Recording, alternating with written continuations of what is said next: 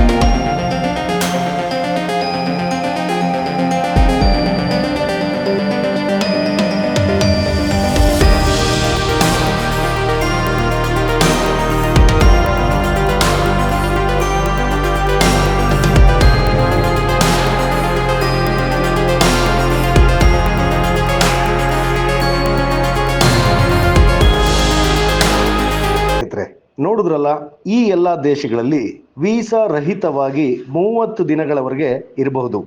ಮುಂದಿನ ಸಂಚಿಕೆಯಲ್ಲಿ ಮತ್ತೆ ಭೇಟಿಯಾಗೋಣ. ನೋಡ್ತಾ ಇರಿ ಪರಿವಾರ್ ಟಿವಿ. ಸಬ್ಸ್ಕ್ರೈಬ್ ಮಾಡಿ, ಲೈಕ್ ಮಾಡಿ ಹಾಗೂ ಶೇರ್ ಮಾಡಿ. ನಮಸ್ಕಾರ.